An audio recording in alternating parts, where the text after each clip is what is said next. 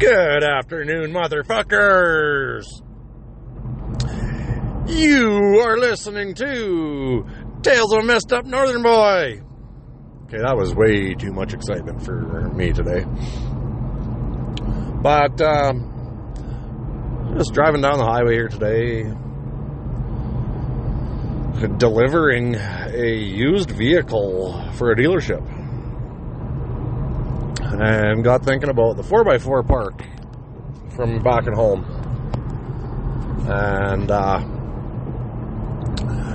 just got some good memories back then. One of them will make everybody laugh. Most definitely it will. But we spent a lot of time out there in our teen years and partying and 4x4ing and doing a lot of fun, crazy shit. Well, this one friend had a little S10 or S15 it was. I think his name was Billy. I don't even remember, to be honest with you. This is going back to the late 90s. And we went out there with Billy and his little S10 and one of the Justins I grew up with. And he brought his mom's Chevy Lumina out there. And the Chevy Lumina did alright as long as we stayed on the main trails. But those GT snow racers, I've also heard them called three skis. It's a toboggan with three skis. Two on the sides, one that you steer with. And a big old seat. Well, we'd go out and we'd tow them behind the S10 or the Lumina. And the one time, Justin was towing me. Oh, and there was always drinks going on. That was actually, I believe it was the summer that Mike's Hard Lemonade came out. Up here in Canada, anyway. I don't know if you guys have it down in the States, or if you had it before us, or I don't know.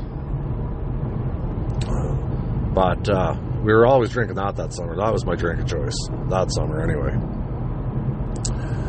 And we'd get gassed up and we'd jump on the GTs behind the vehicles. Well, the Stretch, that big gangly fuck, Billy was flying with him, and then all of a sudden Billy got stuck in a little bit of mud and it slowed him right down, and Stretch was coming up fast behind it on the sand. And once you got those things going, about 15-20k on the sand, you really couldn't get them to stop. You had to wait quite a while before they'd power down. And he slammed into the back of that fucking little S10 or S15, whatever it was. Come right up off the top of the friggin' GT and smashed his head on the tailgate. I don't think he put a dent in it or anything, but... And another time, might have been the same day, I'm not even sure. But we did it so much that we actually wore the skis off, like the thick plastic skis. We wore them down to nothing. So I was getting towed behind the Chevy Lumina, and there was this area called the Bowl. Well, you come in and it was nice and smooth out there, and that was where the Lumina would go. And you go down off the smooth area, down a little bit of a hill, then up a hill, and Justin would launch that fucking thing. He'd catch a little bit of air with the Lumina. Not a lot, a couple of inches. But the one time, I was screaming at him, fucking hit it hard, hit it hard. And when we went into there, I could see up over top of the friggin' car. I was that high up. Brought that fucking thing down. She landed kind of sideways on a funny angle, and it started to roll. Well, and me being stupid me, trying to show off, I didn't fucking let go. I probably did 15 rolls on that son of a bitch before I finally smartened up and let go. Well, that Justin, I think it was the next summer, he he got himself, it was either a little GMC Jimmy or a Chevy Blazer. I don't remember, but we were out there partying it up and had the chainsaw, me and him gassed right up. Off we go. Get some firewood. I'm riding on the roof of this fucking Jimmy. Well, tunes are cranked in it. He can't hear me up on the roof. And I started to lose my balance and I fell off. And a couple people saw it and they said it was wicked. They said, you fell and you turned, as your body was turning and you landed flat on your back, you spun that bottle of Mike's Hard Lemonade. Said you spun the bottle and didn't spill a fucking drop. I was hurting unit, but whatever. But we went and we got our firewood. Went back to the fire, and somebody said something that they had found some up at the top of the hill. So up me and Justin go. Grab this great big log. We start running down, and I slipped, and the log actually poked him in the chest, and I think it gave him I think he still has a scar from it to this day. But I don't know, because I don't talk to him anymore because he's a piece of shit. And I don't say that about many people I grew up with, but he is a straight up piece of shit now. But we had good times when we were young. But we were doing donuts in a church parking lot in that Jimmy or whatever it was that he had. We'll call it a Jimmy. And the back window in it shattered out. So that had to go along with this next story, because this next one's going to make you laugh. And it might make some of you puke a little bit, because it's kind of gross at the same time. But he come and picked me up, and a bunch of us up. And off we went. Back out to the 4x4 area. And we were partying just off the bowl. We had a little fire down there, and a bunch of us were there. And I was drinking my vodka screwdrivers that night. And I had this great big Flying J coffee mug. And when I'm being great big, like it probably held close to 2 liters. And I think I got a little bit of irritable bowel syndrome. Because sometimes my guts, they just not good. Well, we've been partying out there and visiting. We had that Jimmy loaded right down. And so I got to have this, the tummy rumbles are hitting me hard, and I'm feeling pretty goddamn good. I won't say I was drunk off my ass, but pretty goddamn close. So I go over to this little hill that's just beyond where everybody was, and down come the pants, and let this shit buck. And then all of a sudden, my drunk ass loses his fucking balance, and I end up rolling down the hill backwards. Well, and if you've got any gut issues like that, where when it hits, you've got to go, and you've got to go fucking now, you'll understand. Once that's going, you can't really choke that off. So I'm rolling down the hill, and I'm spraying shit, and it's everywhere. So I get back, it gets to the bottom, I'm pretty much covered in shit. So I get back over to the top of the hill, and I start calling for Justin. He comes over, and I knew he had to put a couple pairs of coveralls in the back of the Jimmy and stuff like that. Tell him what happened. He starts fucking laughing. And I can't say I blame him. I'd have laughed if it was him, too. So he brings me over some stuff. I take my clothes off, just leave my fucking clothes there. Clean myself off as much as I can, throw on a pair of covies. We go back, we party for a little bit. And I'm like, Jay, I gotta get home. I gotta go change. I gotta go change and shower. I don't feel good. I'm not feeling clean enough. Like, that just, it wasn't good enough. The rags, the Lysol wipes, it just wasn't good enough. And I'm like, I think I probably still stink a little bit. So I climbed into the back of the Jimmy, right by the busted out window. We go back to the house. We're heading back into town. And one of the girls that was in the back seat caught a whiff of the stink that was coming off me. And she's like, what in the fuck? Who's farted? And Jay goes, who do you think? Why do you think he's sitting in the back all of a sudden? We're taking him home because he's got gut issues. And as far as I know, he never told anybody what actually happened that night for years and years and years.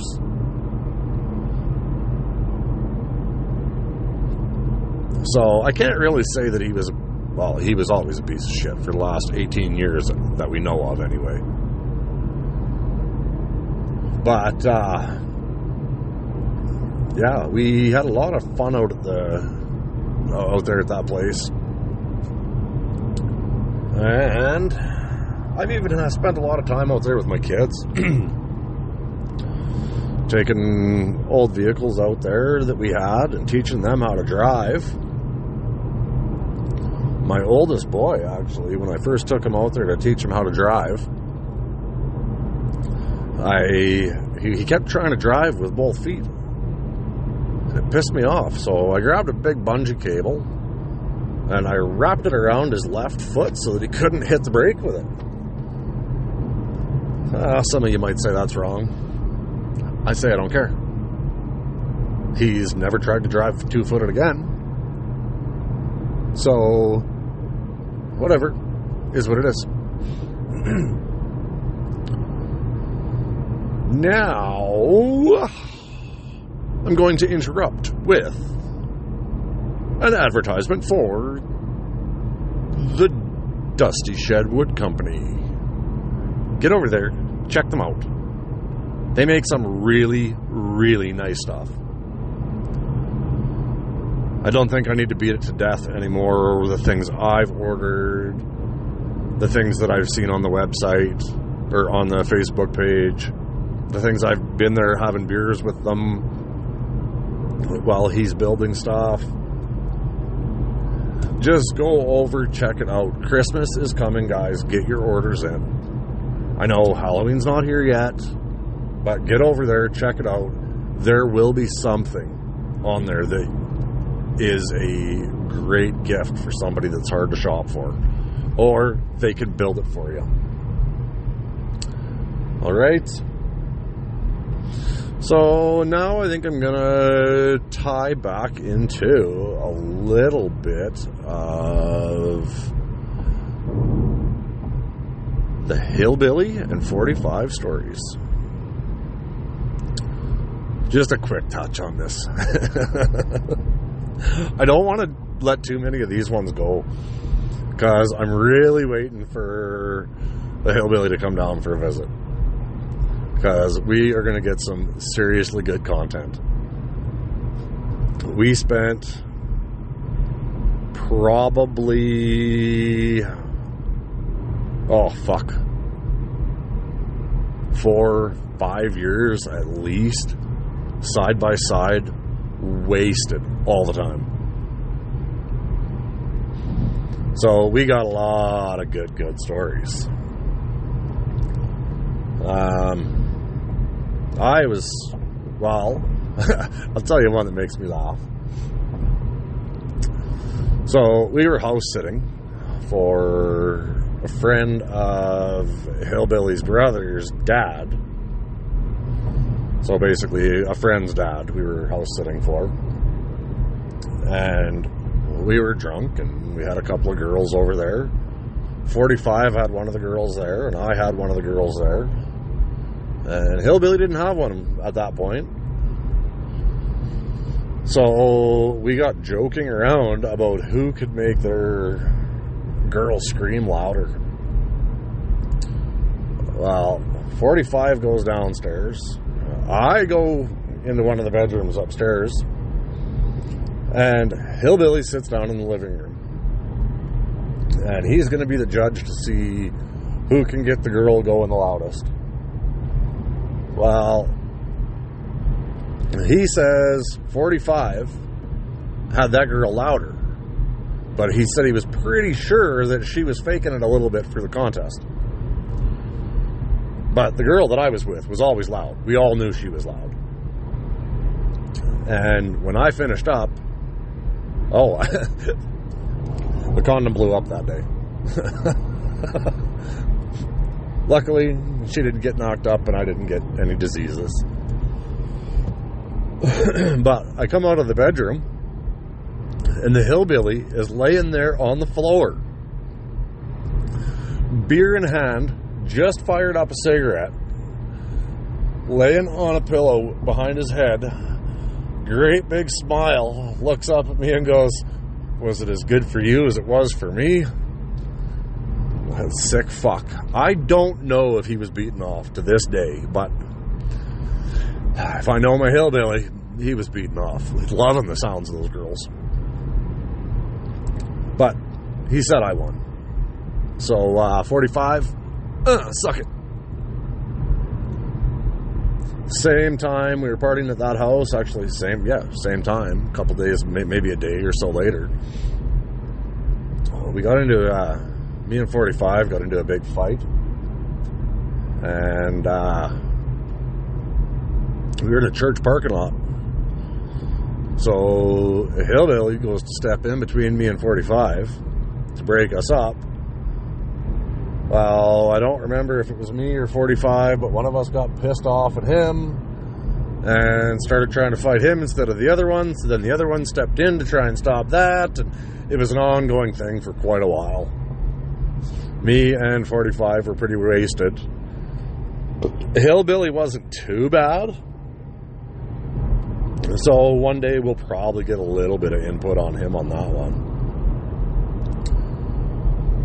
And that old 79 T-Bird. Like I said before, you'll hear about it again. We were rolling around and we went and picked up this girl. I don't want to say her name or how we knew her, but the Hillbilly said I wasn't allowed to sit in the back seat with her because he knew I was her type. But 45 didn't want to sit in the back seat with her either. So they fired me into the back seat with her, and the Hillbilly kept checking in the rearview mirror once in a while. Whatever. We may have been getting a little handsy with each other and still passing beers up when the boys needed a beer. And I think Hillbilly thought he was in the clear and nothing was going to happen in the back seat. Well, right about the time he thought he was in the clear and quit looking in the rearview mirror, things were getting a little out of control in the back seat. If you know what I mean. He said the next thing he remembered was trying to get a beer and not getting a response. So he looked in the rearview mirror and he said all he saw Hillbilly, I'm going to need you to fill me in on this one at a later date. Whose ass was it that you saw bouncing up and down in the rearview mirror? Was she bouncing on me, or was I on top of her giving it to her? I don't remember.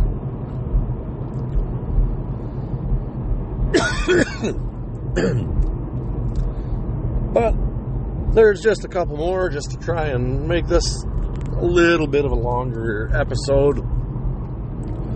Just trying to do a little more content here. Again, like, my content is consistently inconsistent, and that's, to me, what it's all about. But I know you're all liking it. Because if you don't have the balls to tell me. So that must mean you like it, because you're still listening. One more thing I want everybody to know. These are all stories of my past. This isn't who I am anymore. Yeah, I can still get out of hand once in a while, but never to the extent that you're hearing about in these stories. Oh, let's throw one more quick one in here. I was out with my cousin Aisha. We were drinking, and then we ended up over at this house where a lot of us did a lot of drugs.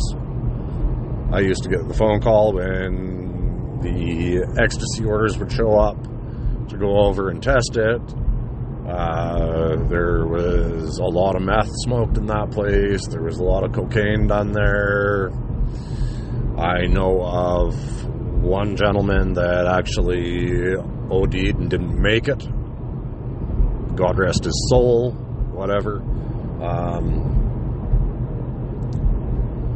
Yeah, but we were there, and me and my cousin had been out drinking, and then we went there, and I think it was one of the nights where I tested some of the ecstasy, and I wanted to go out for a walk, so my cousin came out with me, and I remember, for some reason, dropping to my knees and yelling at him to hit me with everything he had.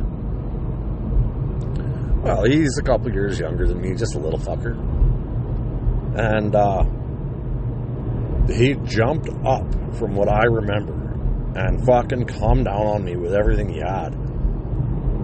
Well, by the time we got back to the house, I forgot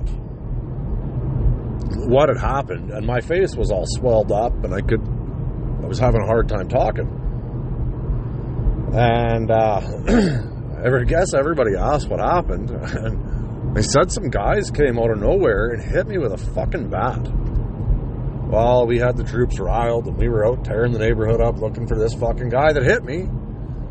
Meanwhile, the whole time, this asshole that hit me was walking with us because I told him to. I don't know if everybody knows about that one or not. If not, I'm sure I'll get shit over that. Yeah, it was a crazy, crazy house there. I remember thinking about that house. Another night I was out at the bar, and I got the phone call that the ecstasy guy was in town. And me and the ecstasy guy, we'd been friends for quite a while, but he pissed me off a few times over the years because there was some stuff with my brother, some stuff with another chick, and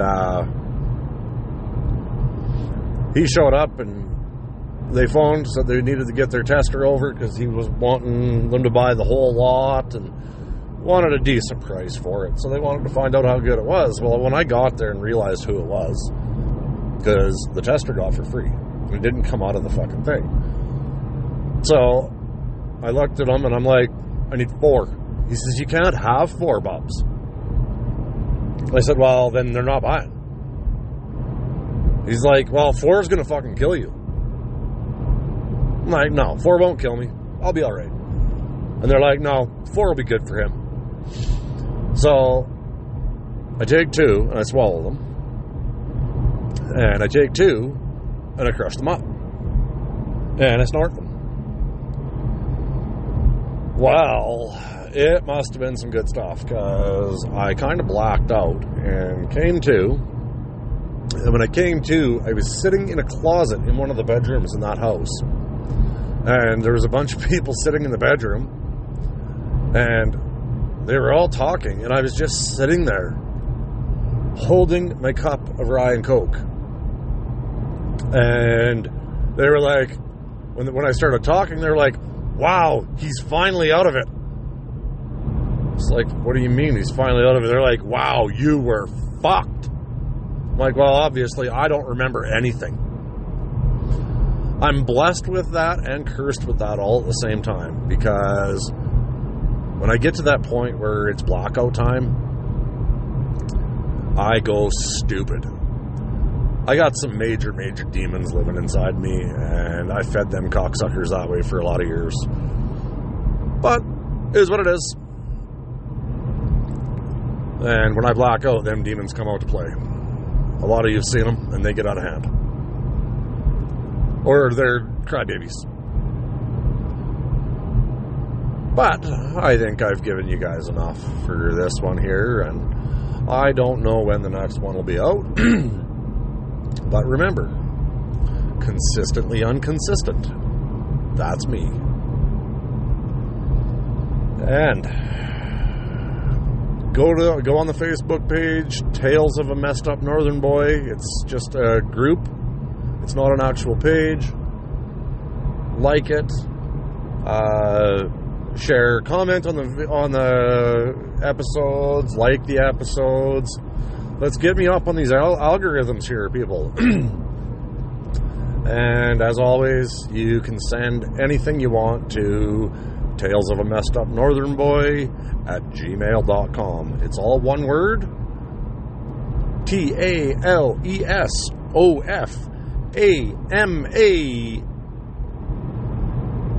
MESSEDUP.